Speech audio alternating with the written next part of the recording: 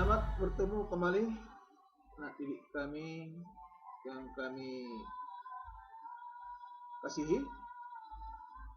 Lanjutan materi pelajaran kita kali ini yaitu membahas tentang bentuk-bentuk interaksi sosial yang bersifat disosiatif atau mengarah kepada perpecahan atau konflik.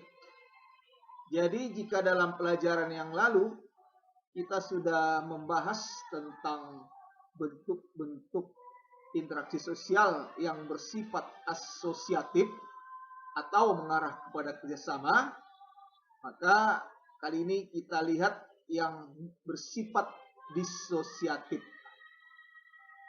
Bentuk interaksi sosial bersifat disosiatif yang pertama yaitu persaingan. Persaingan adalah suatu proses sosial di mana individu atau kelompok manusia yang bersaing mencari keuntungan melalui bidang-bidang kehidupan tanpa menggunakan ancaman kekerasan.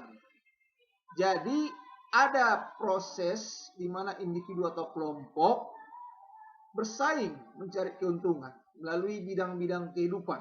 Bidang-bidang kehidupan ini banyak.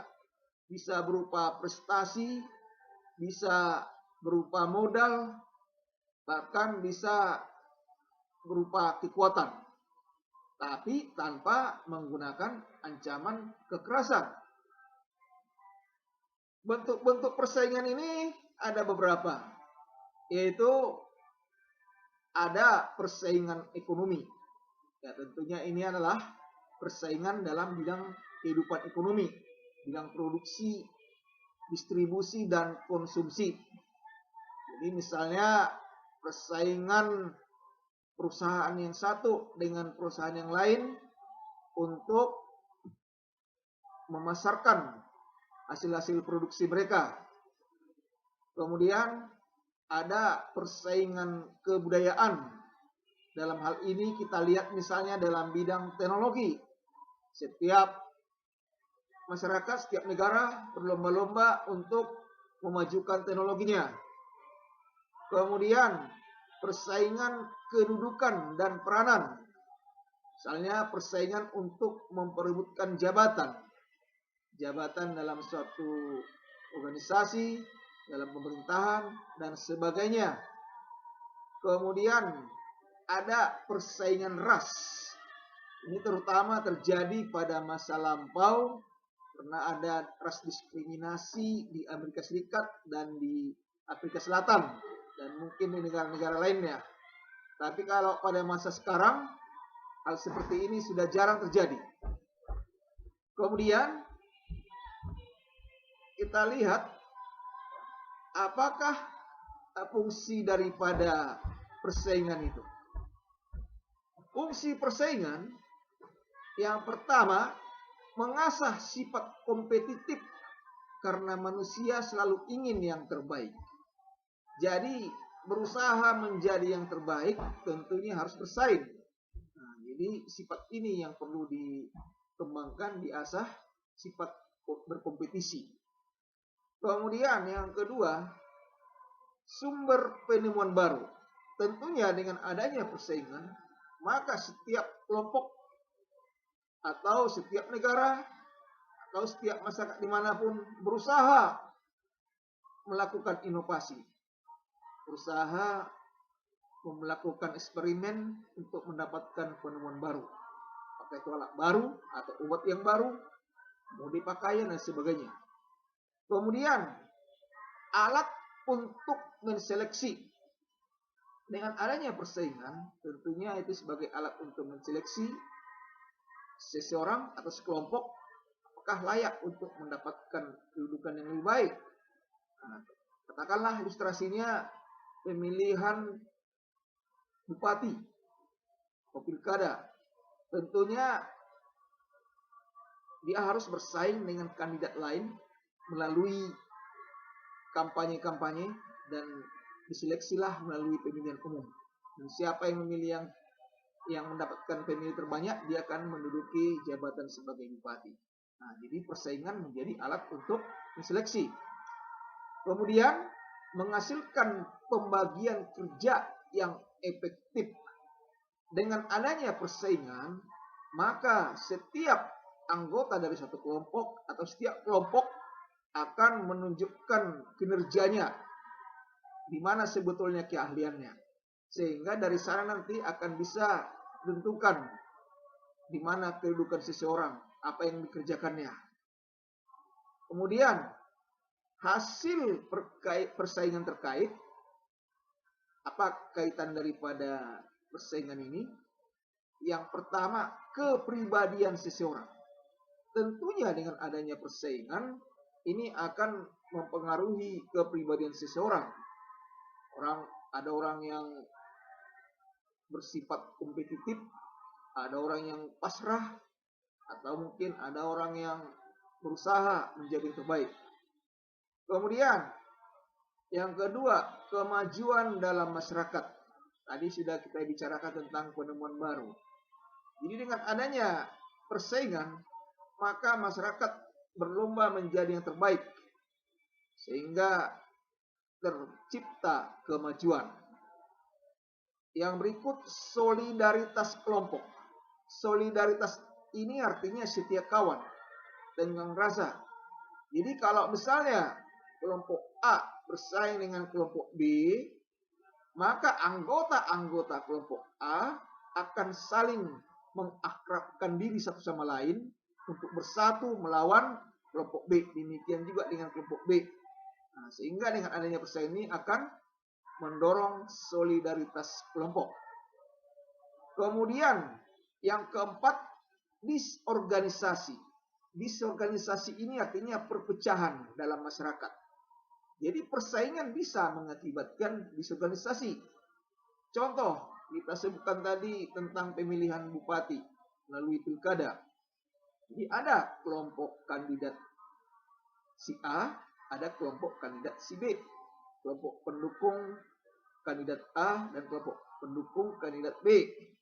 Nah, antara kelompok pendukung A dengan kelompok pendukung B ini sudah ada perpecahan pada saat masih proses pilkada. Dan itu bisa berlanjut jika salah satu dari antara kandidat ini memenangkan pilkada, pemilihan, pendukung-pendukungnya pun bisa jadi juga akan berlarut-larut, pecah, tidak bersatu. Nah, itu maksudnya ini, bahwa persaingan ini bisa mengakibatkan disorganisasi. Nah, jadi inilah beberapa yang fungsi persaingan: mengasah sifat kompetitif, sumber penemuan baru, alat untuk menseleksi, kemudian menghasilkan pembagian kerja yang efektif, lalu hasil persaingan terkait kepada kepribadian seseorang, kemudian kepada kemajuan dalam masyarakat, serta solidaritas kelompok, dan bisa terjadi disorganisasi atau perpecahan. Selanjutnya, yang kedua, pertama tadi persaingan atau kompetisi, yang kedua kontraversi. Kontraversi bagian kedua dari bentuk interaksi sosial yang bersifat disosiatif. Kontraversi yaitu sikap mental yang tersembunyi terhadap orang-orang lain. Sikap mental yang tersembunyi terhadap orang-orang lain. Sikap ini kadang dapat berubah menjadi kebencian, tetapi tidak sampai menjadi pertentangan. Lawan tidak diserang secara fisik, melainkan secara psikologis. Kalau dalam bahasa Batak, kurang lebih sama ini artinya dengan sifat kosong. Seseorang makosomi orang lain. Jadi ada semacam dendam pribadi terhadap orang lain. Maka dikatakan sikap mental tersembunyi. Jadi ini tidak diserang secara fisik, tetapi secara psikologis, berdasarkan kejiwaan.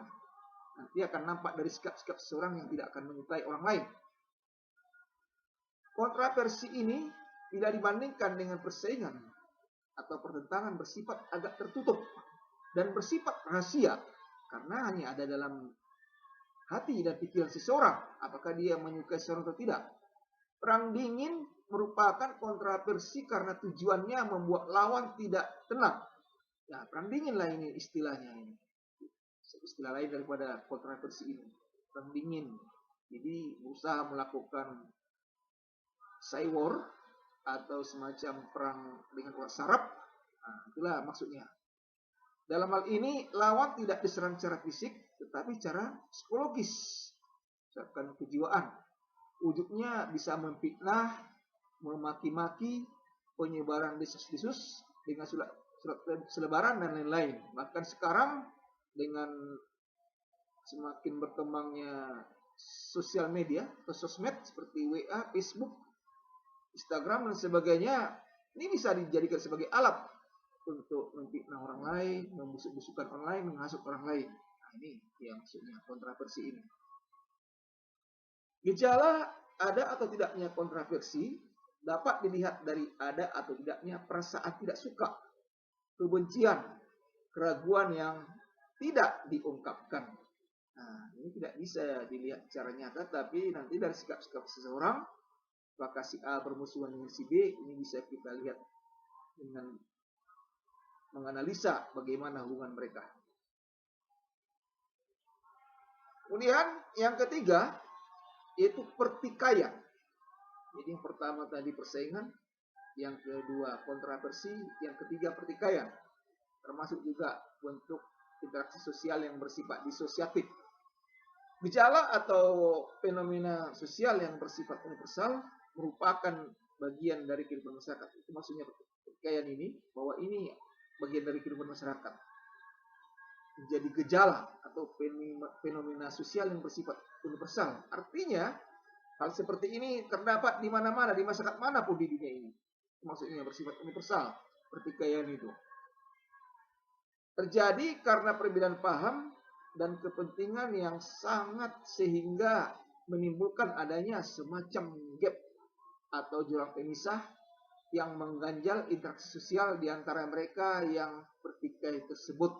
Jadi sering karena kesalahpahaman, karena kepentingan, perbedaan pandangan, ini mengakibatkan terjadinya pertikaian ini. Nah, jadi kalau pertikaian ini tadi sudah dikatakan bisa terjadi di mana-mana di seluruh dunia ini. Makanya bersifat universal. Hal-hal yang menimbulkan terjadinya konflik atau pertikaian, yaitu pertikaian itu maksudnya konflik atau pertikaian atau pertentangan. Pertama, perbedaan prinsip, pandangan yang berbeda-beda tentang sesuatu. Nah, mungkin si A mengatakan ini lebih baik, si B mengatakan bukan seperti itu, harus begini. Jadi konflik, jadi pertikaian, jadi pertentangan. Kemudian yang kedua, perbedaan kebudayaan atau perubahan sosial. Ini juga sering menjadi penyebab terjadinya konflik. Perbedaan kebudayaan. Jadi kalau ada misalnya konflik antar ras, antar agama, itu karena perbedaan kebudayaan juga itu. Bagaimanapun agama A dengan agama B berbeda doktrinnya, berbeda dogmanya, maka ini mengakibatkan konflik. Demikian juga dengan perubahan sosial. Ada masyarakat bisa menerima suatu perubahan, misalnya ada pembangunan di satu daerah, misalnya membangun jalan, ada sebagian masyarakat yang menerima, ada yang menolak. Karena mungkin merasa dirugikan karena tanahnya diambil, bisa jadi terjadi konflik. Lalu yang ketiga, benturan kepentingan tentang objek yang sama. Nah, benturan kepentingan tentang objek yang sama. Ada satu objek, misalnya katakanlah trotoar jalan. Ini sebagai ilustrasi contoh ya. Trotoar sering dimanfaatkan oleh para pedagang kaki lima untuk tempat berjualan. Tetapi pemerintah tentunya tidak menyukai hal ini seperti itu, karena jalan trotoar itu diperuntukkan untuk berjalan kaki. Maka terjadi konflik antara pedagang kaki lima dengan pemerintah. Maka lakukanlah razia seperti dengan adanya operasi-operasi yang dilakukan oleh Satpol PP, razia para pedagang yang berjualan di trotoar jalan, jadi konflik. Kemudian yang keempat, perbedaan sistem nilai dan norma. Nah, jadi perbedaan sistem nilai dan norma ini juga mengakibatkan konflik. Sebagai contoh, kalau misalnya orang-orang kota berhubungan itu lebih bebas dibandingkan dengan orang desa yang masih lebih menjaga tata krama dan sopan santun. Maka jika misalnya orang kota itu lebih suka kebebasan, orang desa lebih terikat dengan sopan santun, maka terjadi perbedaan pandangan, jadilah konflik. Lalu yang berikut, perbedaan kepentingan politik. Nah, ini tadi sudah kita ilustrasikan dalam pilkada pemilihan kepala daerah dan bupati. Kelompok pendukung si A dan kelompok pendukung si B, nah, mereka ini sama-sama menjagokan kandidatnya untuk kepentingan mereka, maka terjadilah konflik atau pertikaian atau pertentangan. Lalu akibat konflik itu apa saja? Yaitu pertama, tambahnya solidaritas in group. Nah, sama seperti yang kita katakan tadi sudah kita bahas, antara sama anggota kelompok menjadi lebih kompak. Tapi bisa juga retaknya kelompok, karena ada perbedaan pandangan di antara anggota-anggota kelompok, sehingga terjadi konflik, maka retak kelompok itu.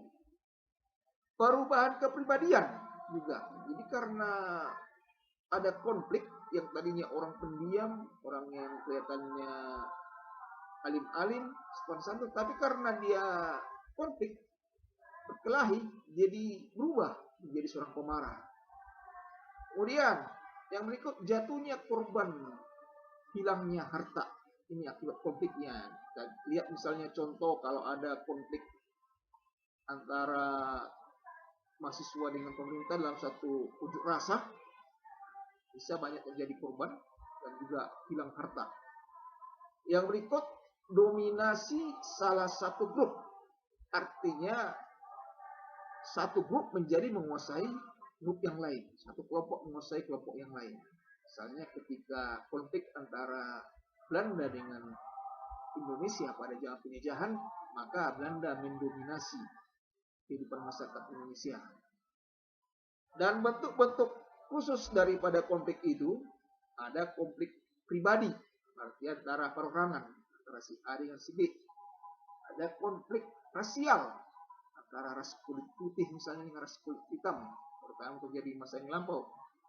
Konflik kelas sosial, konflik antara golongan orang miskin dengan golongan orang kaya. Konflik politik, konflik antara pendukung partai A dengan pendukung partai B.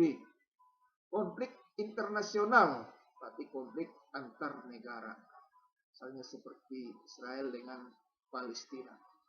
Nah, inilah bentuk-bentuk interaksi sosial yang bersifat disosiatif, yang semuanya baik persaingan atau kompetisi, kontroversi, dan juga konflik atau pertikaian, semua mengarah kepada perpecahan. Dengan demikian kita sudah membahas semua tentang bentuk-bentuk interaksi sosial, supaya semua ini dipelajari oleh anak kami, dan video ini ditonton berulang-ulang, kemudian dicatat, salin, dan dihafal. Sekian.